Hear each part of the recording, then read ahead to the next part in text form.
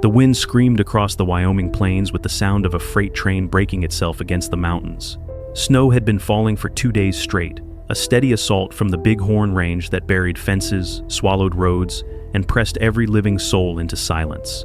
Out on the outskirts of Sheridan, a lone ranch house leaned into the storm as if bracing for impact, its windows rattling, its roof groaning under white weight.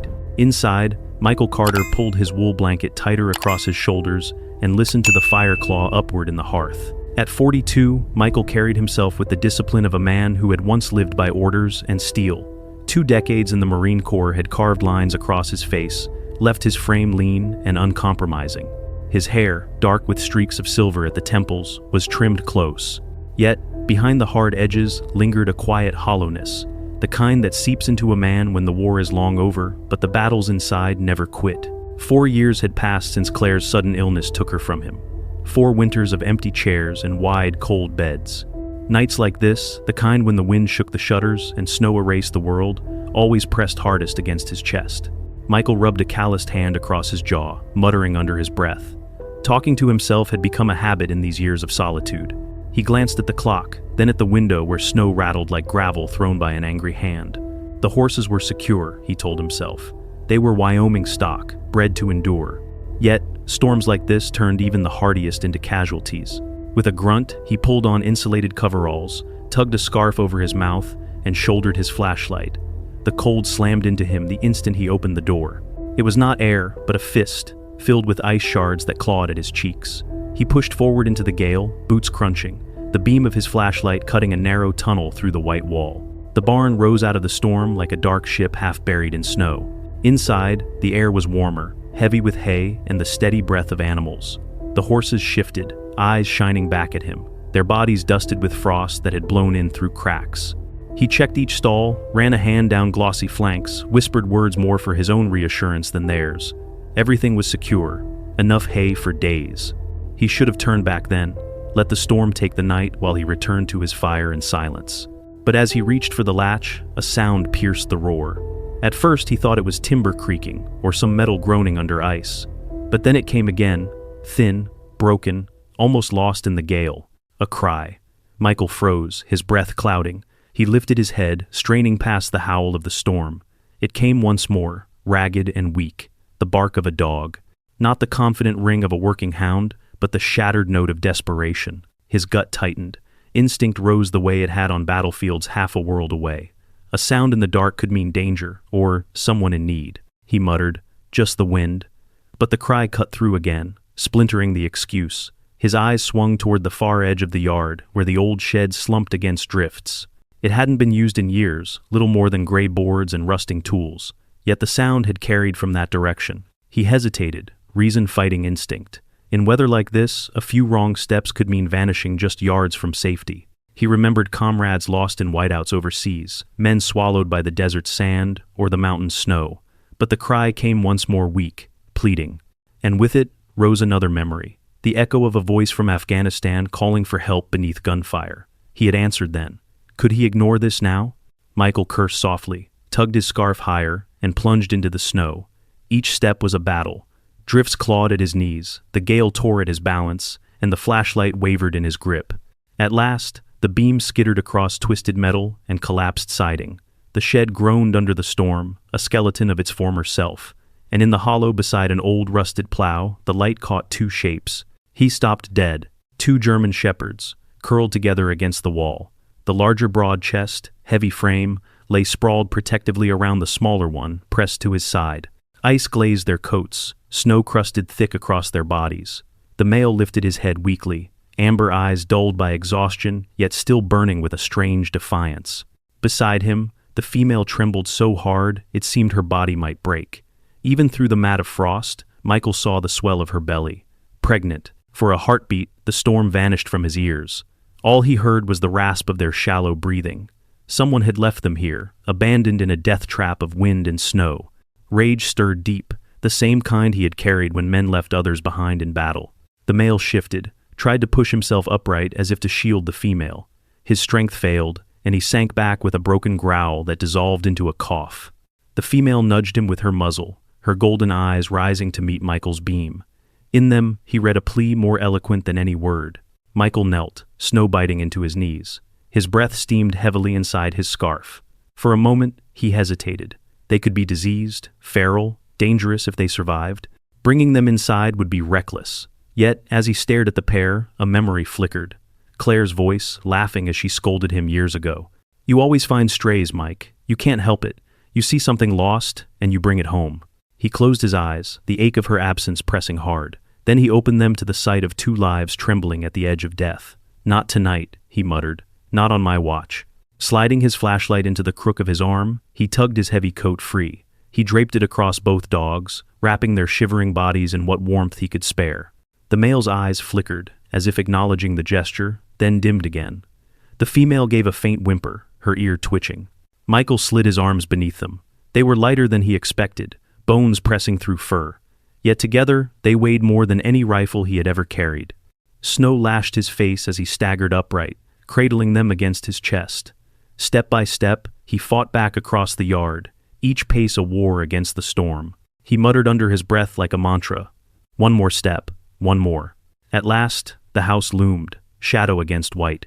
He shouldered the door open, nearly stumbling into the mudroom. Heat struck his skin, but he didn't pause. He lowered them onto the braided rug before the fire, pulled the coat tight around their bodies. They didn't move, save for shallow breaths. Michael knelt, chest heaving, staring as if he could will them back from the edge. The storm roared outside, but in that circle of firelight, something shifted. The male's amber eyes cracked open, locking on Michael with a gaze that weighed him like a soldier measuring another. The female twitched faintly, her swollen belly rising and falling. Michael leaned back, wiped melting snow from his beard, and whispered a prayer he hadn't spoken in years. He thought the night's battle was over, but as the fire popped and the storm howled, the female stirred again. Her sides rippled in a way that froze him where he Saturday. It wasn't just cold or hunger. Something else was coming, and Michael realized, with a jolt that cut through his exhaustion, that the storm outside might not be the fiercest thing he would face before dawn. The fire hissed as melting ice dripped from the heavy coat wrapped around the two German shepherds. Michael crouched on the rug, the heat from the flames prickling his frozen cheeks. For a long moment, he simply watched, unsure if the faint rise and fall of their chests was a trick of light or the stubborn rhythm of survival. The larger dog, the male, shifted faintly. His paw twitched against the wool, a rasping breath rattling out of him. His amber eyes flickered open, glassy but defiant, and locked on Michael. The look wasn't trust, not yet. It was the hard stare of a sentinel who refused to abandon his post, even while his body failed. Beside him, the smaller female shivered violently, her sides rippling with the weight of unborn life. She tried to lift her head, but only managed a weak whine. Michael's throat tightened. He had carried wounded men off battlefields who looked the same, spent, brittle, balanced on the thin line between this world and the next. He dragged in a steadying breath and pushed to his feet. The old rotary phone hung on the wall, its cord twisted from years of use. Claire had insisted on keeping it even when cell coverage reached Sheridan. He stared at it a moment, then lifted the receiver and dialed a number he hadn't used before. After 2 rings, a voice answered, brisk and firm. "Whitfield Veterinary. This is Dr. Hannah." "It's Carter," he said, his voice hoarse. "Michael Carter, out on the ridge. I've got 2 shepherds here, half frozen. One's pregnant." A rustle of papers, then silence. When Hannah spoke again, her tone was clipped but not unkind. "Tell me exactly what you've done." "Got them by the fire, wrapped in my coat. They took a sip of water. That's it." "Good," she said quickly. "Listen to me. Warm them slowly. Too fast and their systems will shut down. Keep the room quiet, dim. No food yet, only small sips of water. Towels. Do you have them?" "I do." "Use them. Rub gently, keep circulation moving. Especially the female. Stress could force her into labor. In her condition." Hannah's voice trailed off. "You'll have to be her strength until morning. Roads are impassable tonight." Michael swallowed, the weight of her words pressing against him like an old rucksack. Copy that. When he returned to the fire, the dogs hadn't moved. Their fur was still crusted with ice, the cold clinging to them like a second skin. He dug through the linen closet, pulled out towels Claire had once folded with neat precision, and knelt again beside the pair. The male growled low when Michael touched him, a hollow echo more habit than threat. Michael murmured, "Easy, boy." His hands moved steadily, rubbing warmth into stiff muscles, peeling ice from the thick coat. The dog's body trembled but did not strike. There was exhaustion in him deeper than defiance. The female whimpered when he pressed the towel to her belly. Her golden eyes lifted weakly, pleading without sound. Michael softened his voice. "You're safe now." The words surprised him. He hadn't spoken in that tone since Claire was alive. As he worked, a memory intruded unbidden. Claire's hands smoothing fabric on laundry day. Her laugh when he dragged home a stray cat from a ditch. "You can't save everything, Mike," she had teased, but she had fed the cat anyway. Now, kneeling by these two lost shepherds, he felt her presence as sharply as the flames on his face. He whispered names without thinking. "Valor," he said to the male. "Grace," to the female. The names clung instantly, as if they had been waiting for them all along. The kettle whistled softly in the kitchen. Michael poured warm water into a bowl and set it near their noses. Valor sniffed, lapped once, twice, then sagged back. Grace nudged forward weakly, her tongue flicking the surface. It wasn't much, but it was life returning in droplets. Hours stretched. Michael fed the fire, changed damp towels, kept vigil. Valor's eyes opened more often now, suspicion flickering but no longer burning with threat. Grace pressed closer to him, her swollen belly heaving with effort. Each time Michael leaned near, he caught the faint chirp of her whine, like a plea he couldn't ignore. Outside, the storm battered the house. Windows rattled, snow scraped across the panes like claws. Inside, the scent of wet fur and smoke mingled, filling a silence that had once been unbearable. For the first time since Claire's death, the house didn't feel like a mausoleum. It breathed. But Michael knew better than to let hope carry him too far. He had seen men die hours after surviving the impossible. He had carried comrades who whispered thanks with their last breath. These dogs were fragile, balanced on the edge. He stayed close, muttering to himself as much as to them. "Not tonight, you hear me? Not tonight." Near midnight, the fire cracked loud, startling him from a haze. Grace shifted, her body arching with a sudden tremor. Michael froze. Her belly rippled, a shudder running through her frame. She gasped, legs twitching against the rug. Valor lifted his head sharply, ears twitching despite his exhaustion. He pressed his muzzle to Grace's neck, a low rumble of concern vibrating from his chest. Grace whined, a sound raw with pain. Michael leaned forward, towel still in his hands, heart pounding. He knew that look. It wasn't just cold, it wasn't just hunger, something else was happening. He glanced at the phone on the wall, then back at the trembling mother. A soldier's instinct told him the storm outside was no longer the fiercest battle in this house. Grace cried out again, her sides heaving in spasms that left no doubt. Michael's throat went dry. She wasn't just fighting the storm, she was in labor. And Michael realized, with a surge of dread and awe, that before dawn, he might not only be guardian to 2 dying dogs, he might be midwife to 5 tiny lives fighting to be born. The fire threw restless light across the living room walls, every flicker clawing at the shadows as if the storm outside had crept inside with them. Michael crouched near the braided rug, his heart pounding harder than it had on any battlefield. Grace lay on her side, her tan and black coat still damp, her belly tightening and rippling under spasms she could no longer fight back. Each contraction shook her slender body, and each whimper tore through Michael's chest like shrapnel. He reached for the rotary phone again, his hands slick with sweat despite the cold air seeping in through the window frames. The line crackled. After 2 rings, Hannah's steady voice cut through static. "Whitfield Veterinary." "It's Carter," he said quickly, his voice rough. "She's in labor." There was silence, the sound of papers shifting, then her tone sharpened. "All right, listen closely. Towels, warm water, keep the room dim and quiet. Give her space, but stay close. Dogs are strong mothers, but cold and stress complicate everything. If a pup gets stuck, you'll need to act. Do you understand?" Michael squeezed his eyes shut, nodded, though she couldn't see it. "I understand." When he hung up, he dragged fresh towels from the linen closet. Claire's towels, folded with a precision that still smelled faintly of lavender. For a second, his throat caught. Then Grace gasped, and the present snapped him back like a rifle crack. He knelt by her side, spreading the towels beneath her trembling frame. Valor stirred beside her, pressing his muzzle against her shoulder. His amber eyes glowed in the firelight, alert despite his exhaustion, his low rumble vibrating like a prayer. He refused to look away.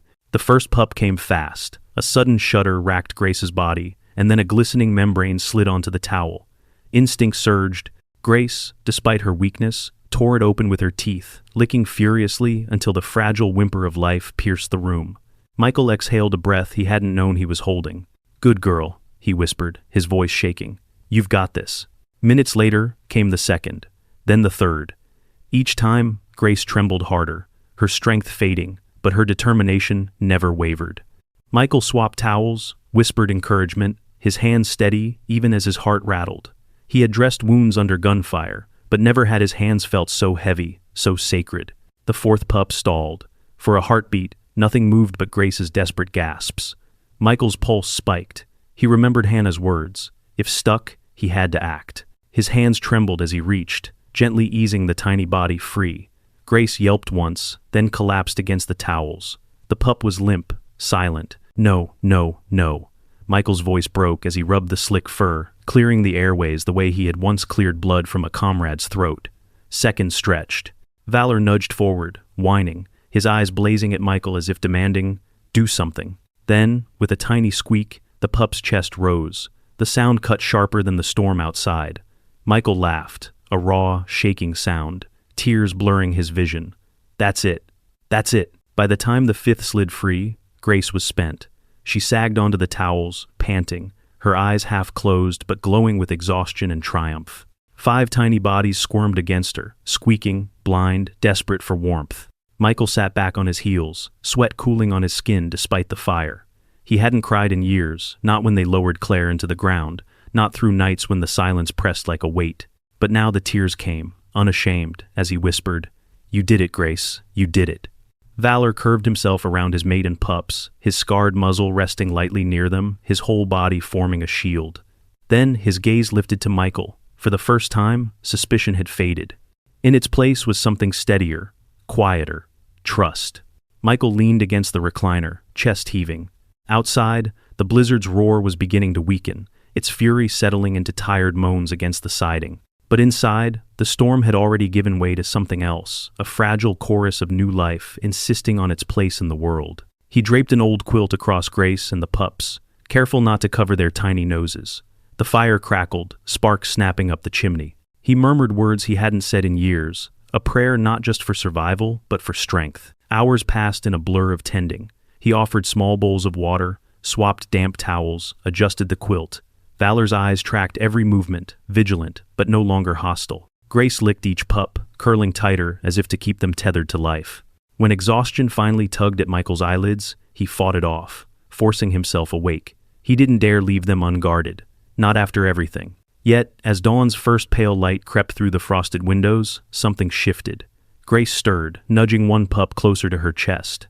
Valor's ears flicked, his gaze cutting toward the door. Michael frowned. The storm had eased, but the wind carried new sounds. Not the howl of snow, but something sharper, closer the crunch of boots on ice. He stiffened. Out here, in the aftermath of a blizzard, no one should be moving across his yard, not unless they had a reason. He rose slowly, blanket slipping from his shoulders, eyes fixed on the door as the noise drew nearer. Who could possibly be out there? And what did they want? The storm had broken with the first light of morning, leaving the Wyoming valley smothered in white silence. Snowbanks leaned taller than fences, sculpted by wind into ridges and spires that looked almost deliberate, as if some giant hand had reshaped the land overnight. Inside the ranch house, the fire still glowed stubbornly, painting the walls with amber warmth. On the rug lay Grace, curled around 5 tiny lives that wriggled and squeaked against her belly. Valor pressed close, head lifted, amber eyes sharp despite exhaustion. Michael sat slouched in the recliner, wool blanket across his lap, every muscle aching from the long night. He had closed his eyes for seconds at a time, but never let himself sink into true sleep. Each shift of Grace, each squeak of the pups pulled him back, as if his body had sworn to match their rhythm until he was sure they were safe. The knock on the door startled him so hard, his hand went instinctively toward the old hunting rifle mounted above the hearth. Nobody should have been able to reach him yet. The roads were buried, the drifts waist deep. He rose stiffly, blanket falling, and crossed the room. The knock came again, firm, confident, not the hesitant tap of a stranger lost. When he opened the door, 3 figures stood on the porch, snow crusted thick on their coats. At the front was Dr. Hannah Whitfield, tall, lean, her hazel eyes sharp even in the gray dawn. Behind her trudged 2 volunteers, Harold Finch, a retired rancher built solid as the mountains themselves, and Ben Whitaker, a lanky young man with flushed cheeks and nervous hands. "Mr. Carter," Hannah said, her breath misting. "We made it through." Michael stepped aside without a word, letting them into the warmth. Snow dropped from their boots onto the floor, steam rising from their coats as they shed layers. Hannah moved straight toward the rug, her eyes narrowing as she knelt by Grace and the pups. She didn't touch at first, only observed, her expression unreadable. Valor lifted his head sharply, a warning rumble in his throat. Michael crouched quickly, laying a steady hand on the dog's back. "Easy, boy. They're here to help." Valor's eyes flicked from Michael to Hannah, then back, as if weighing the man's assurance. At last, he sagged slightly, though his muscles still quivered with tension. Hannah leaned closer, brushing damp fur aside, checking Grace's belly, then moving to each pup, one by one. The little bodies squirmed under her hands, squeaking protests. She nodded faintly, a flicker of relief softening her face. All 5 alive, weak but strong enough to fight. For what they've been through, this is nothing short of a miracle. Michael let out a breath he hadn't realized he was holding. He crouched beside her, eyes searching the pups as if to count them again, to be sure they were real. Ben knelt nearby, his voice hushed. "I've never seen pups this young survive a storm like that." Harold grunted softly, his weathered face unmoved but his tone respectful. "You did right, Carter. Not many would have dragged 2 half-dead shepherds out of a blizzard." Michael glanced at him, the words striking deeper than he expected. Praise was something he hadn't heard in years. He swallowed hard and turned back to the dogs. It was Hannah who broke the quiet. She had parted the fur on Valor's ear, revealing faint blue markings tattooed into the skin. Her expression hardened. "Here," she said, motioning him closer. "Do you see this?" Michael leaned in, jaw tightening when he recognized the faded characters. "Identification tattoos. From a kennel," Hannah confirmed grimly. "Likely a breeding operation. Illegal by the look of it. Someone dumped them when they became inconvenient." Anger flared hot in Michael's chest. He looked at Valor, at Grace, at the scars along the male's flanks and the gaunt lines of the female's ribs. Left to die in a storm because someone decided they were no longer useful. The cruelty of it made his hands curl into fists. Hannah touched his arm, her voice low but steady. "It happens more than I'd like to admit, but you found them. That made all the difference." Michael forced himself to nod, though the rage still burned. His eyes drifted to the pups, squirming helplessly at Grace's side. Born into a world that had already abandoned them, yet alive because one man had opened his door. Sarah Martinez arrived shortly after, her tall frame, graceful even in thick boots, her brown eyes quick to soften as she took in the scene. She crouched, murmuring to the pups, scratching gently behind Grace's ears until the weary mother sighed against her touch. "They'll need transport," Hannah said at last. "Quarantine, medical checks, a safe place until they're old enough. The rescue center in Jackson is prepared." Michael's stomach clenched. He had known this was coming, but the thought of them leaving his house so soon made the room feel colder. As the volunteers prepared carriers lined with heated pads, Valor resisted, growling low. Michael knelt beside him, resting a steady hand on the dog's back. "It's all right, boy. They'll take care of you now." Valor's eyes locked onto his, steady, almost grateful. Then, with a long sigh, the shepherd allowed himself to be guided into the crate. Grace followed, her pups nestled against her as Sarah carefully transferred them into the padded space. The squeaks of protest cut at Michael's chest, sharper than the wind outside. When the last carrier clicked shut, silence fell heavy. The rug lay empty, the house suddenly stripped of the fragile warmth it had held through the night. Michael stood in the doorway as the volunteers carried the crates out into the blinding white. Snow crunched under their boots, their figures fading into the distance. For the first time since the storm began, the sky broke open with pale light. The sun gleamed against untouched drifts, dazzling, merciless. Michael pulled the blanket tighter around his shoulders, his breath fogging in the cold. The anger still smoldered, but it was tempered now by something else. Relief. The knowledge that they would live, that they had a future. Still, as he closed the door and turned back to the empty rug, the silence pressed harder than before. His home felt once again like the hollow place it had been for 4 years. Yet, in his chest, something refused to settle. He had carried them out of death's grip. He had watched life begin again before his fire. That could not simply vanish with the carriers. He stood by the hearth, staring at the crackling fire.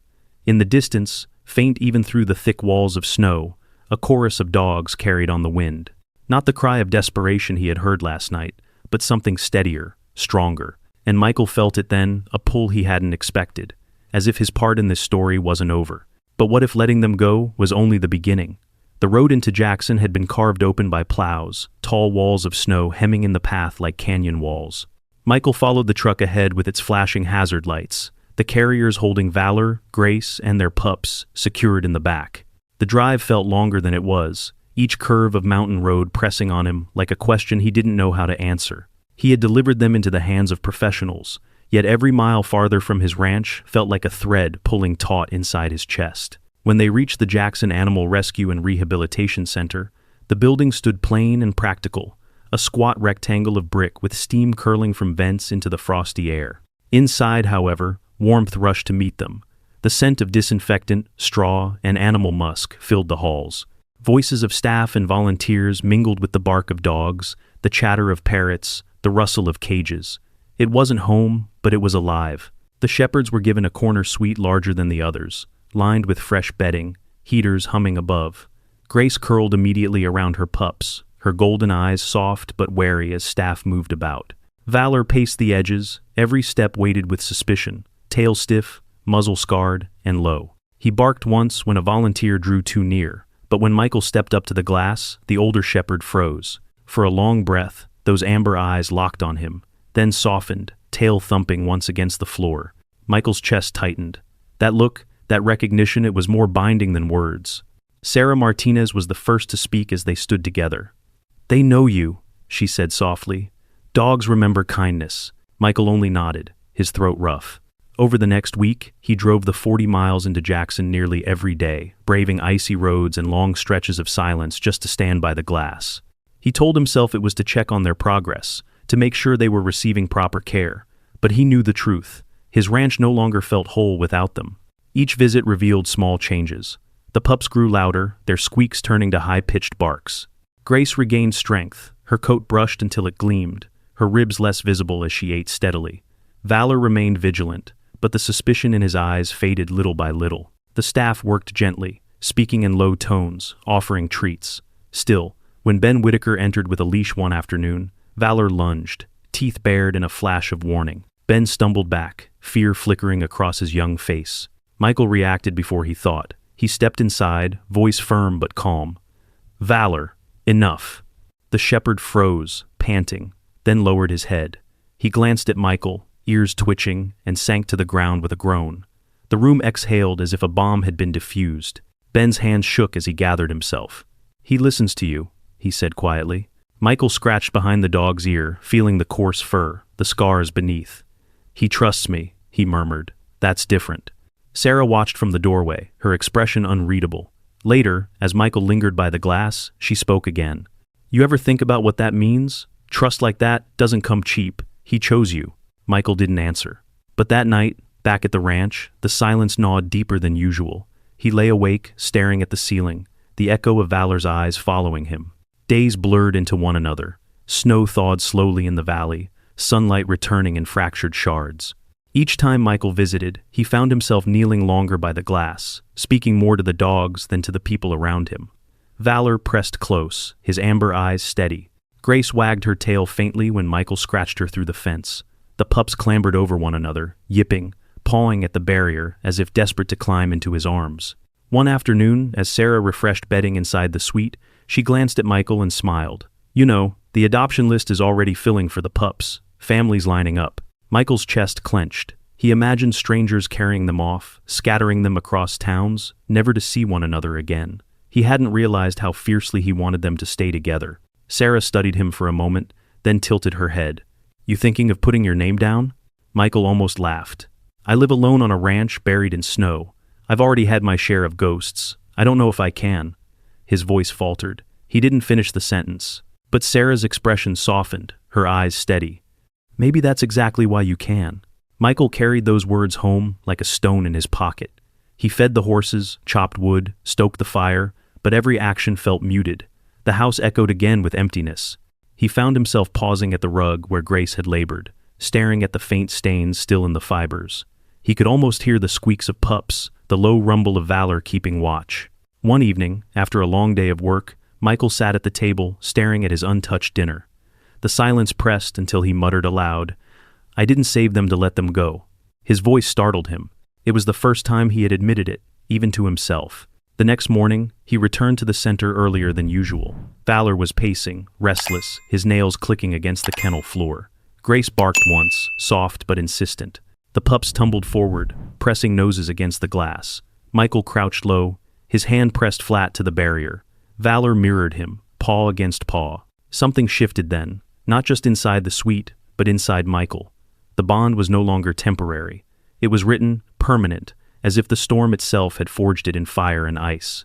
As he straightened, Sarah approached, clipboard in hand. Her smile was small but knowing. "You're not here just to visit anymore, are you?" Michael met her eyes, the weight of unspoken words between them.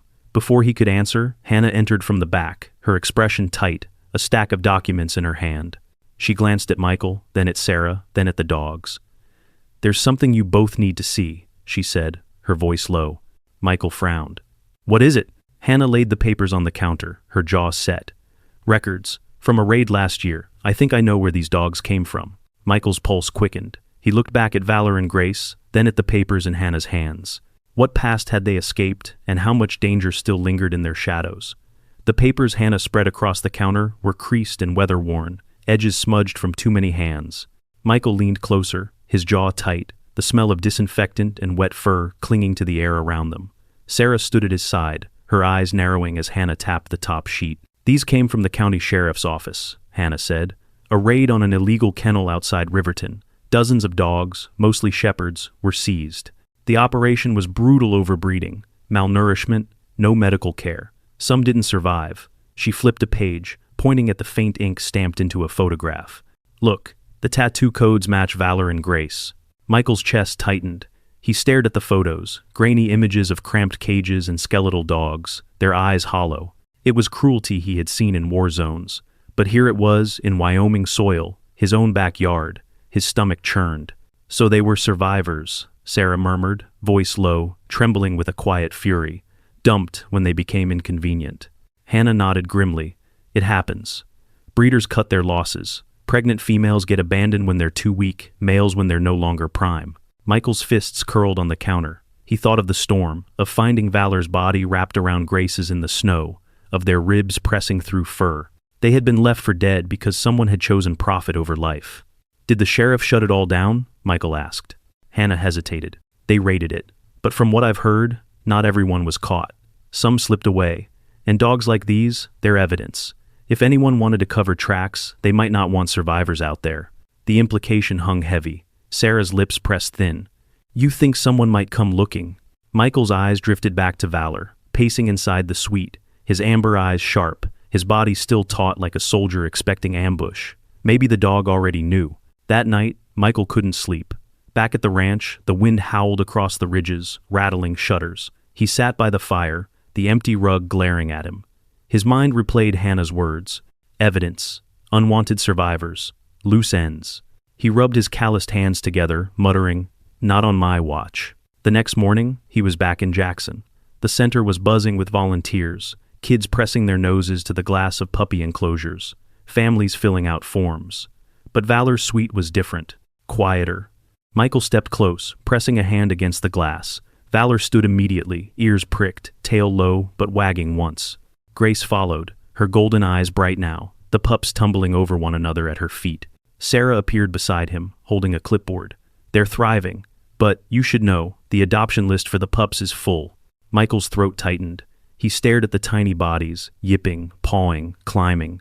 The thought of them scattered to strangers felt wrong, like tearing pages out of a book that wasn't finished. He turned to Sarah.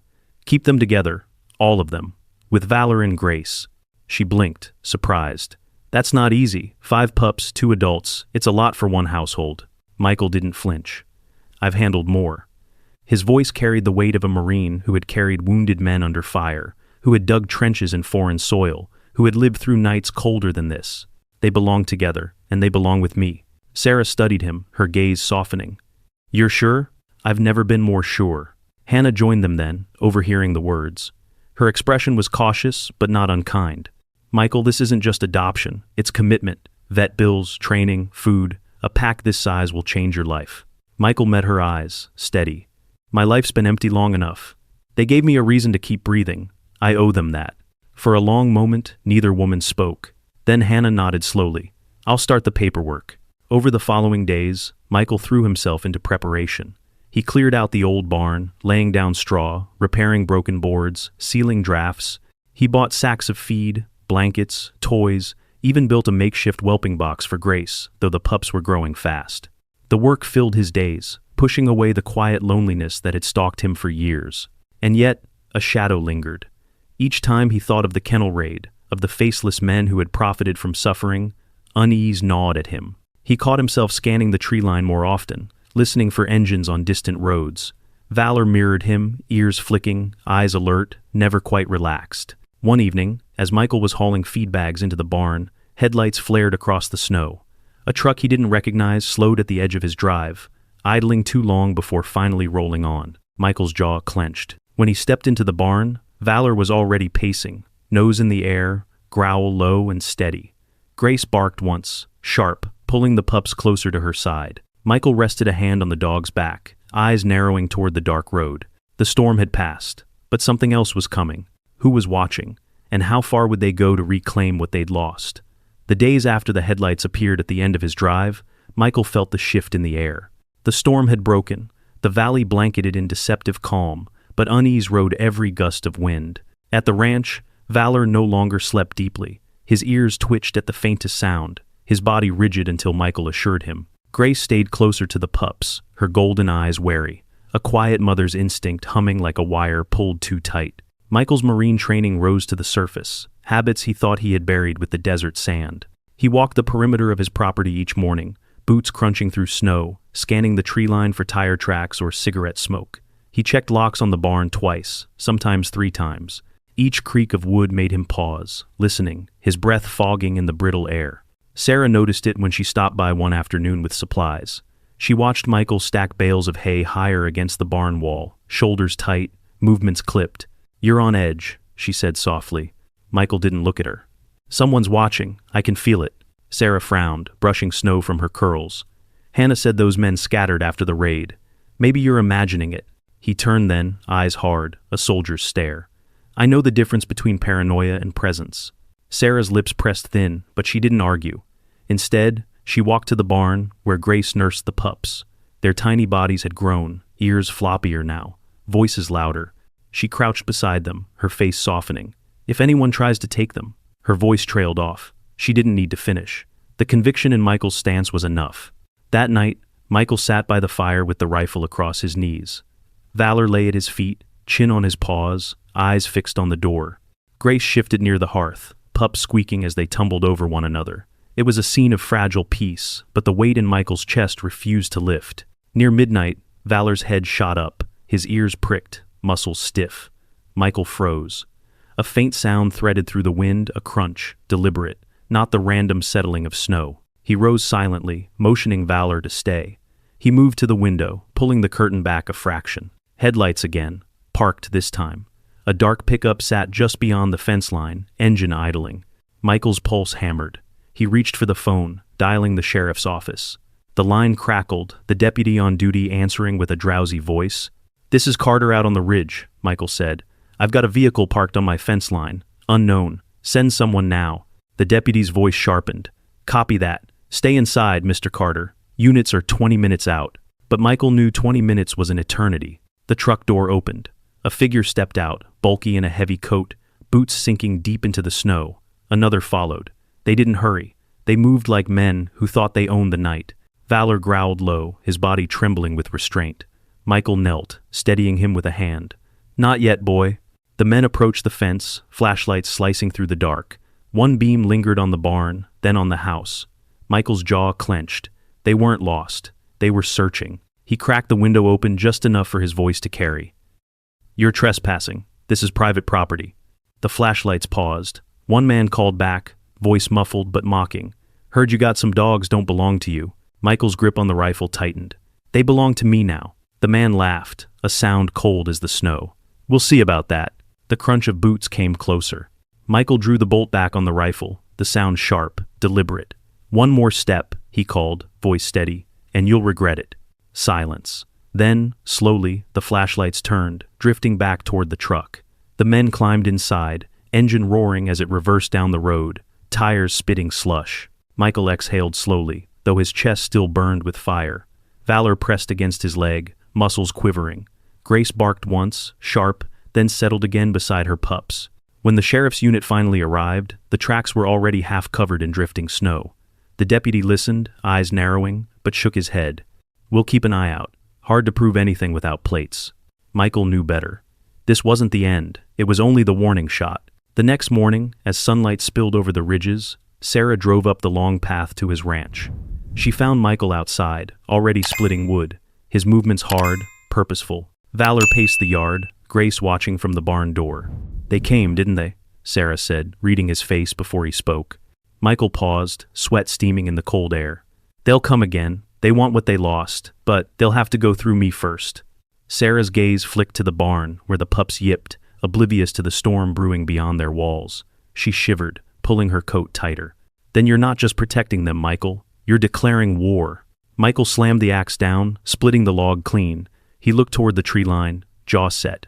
"Then let them come." But as the wind shifted, carrying the faintest echo of an engine on a distant road, a thought pressed sharper than steel into his mind. What if this wasn't just about the dogs?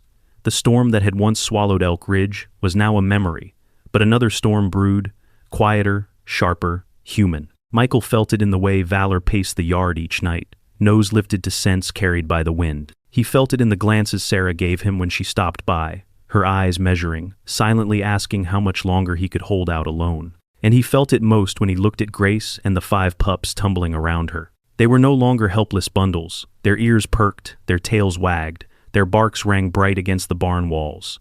Life had returned, but so had danger. He knew the men hadn't given up. It was near dusk when headlights returned, crawling slow up the ridge road. Michael had been splitting wood, the axe frozen midair as Valor's growl broke the silence. Grace barked once, urgent, shoving her pups deeper into straw.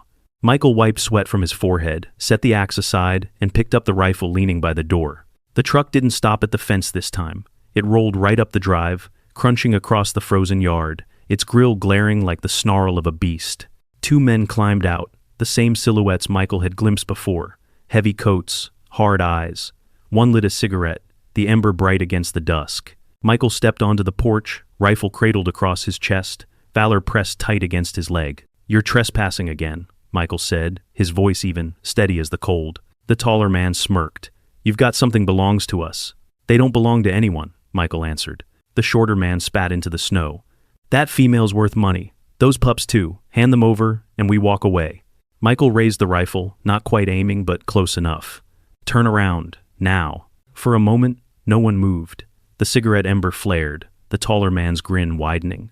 "You won't shoot. You're just an old soldier hiding in the mountains. You don't want blood on your porch." Michael's jaw tightened. He remembered nights in Afghanistan, bullets cracking overhead, dragging Corporal Morales across an open field while tracer fire split the dark. He had promised himself never again. Yet here, in the frozen stillness of Wyoming, the fight had found him anyway. Valor barked sharply, breaking the standoff. The men flinched, then laughed. "Fine," the shorter one said. "We'll be back, and next time we won't knock." They climbed back into the truck, tires spitting ice as they tore down the drive. Michael lowered the rifle slowly, every muscle trembling. He felt Sarah's words echo in his mind. "You're not just protecting them, you're declaring war." That night, sleep wouldn't come. He sat by the fire, the rifle within arm's reach, Valor curled beside him. Grace lay near the hearth, pups nestled into her belly, their small whimpers filling the silence. Michael rubbed a hand over his face, muttering, "What am I doing, Claire? Am I saving them, or dragging us all into something worse?" But then, one of the pups smallest of the litter, with a white streak on its chest, stumbled toward him, yipping. It pressed its tiny paws against his boot, tail wagging furiously. Michael lifted it carefully, cradling it against his chest. Its warmth, its fragile heartbeat, anchored him. He whispered, "No one takes you, not while I'm breathing." The following days blurred into preparation. He reinforced barn doors, laid traps along the fence line, kept the rifle loaded and close.